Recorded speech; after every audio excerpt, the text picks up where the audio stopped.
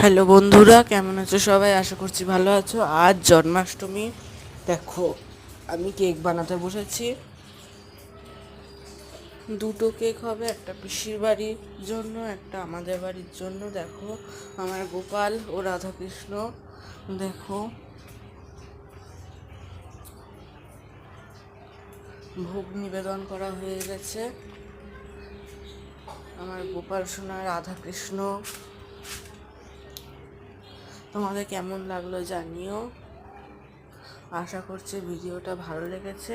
ভালো লাগলে like, share, comment. আর যদি কেউ চ্যানেলে নতুন হয়ে থাকো তাহলে সাবস্ক্রাইব করে দিও। Thanks for watching.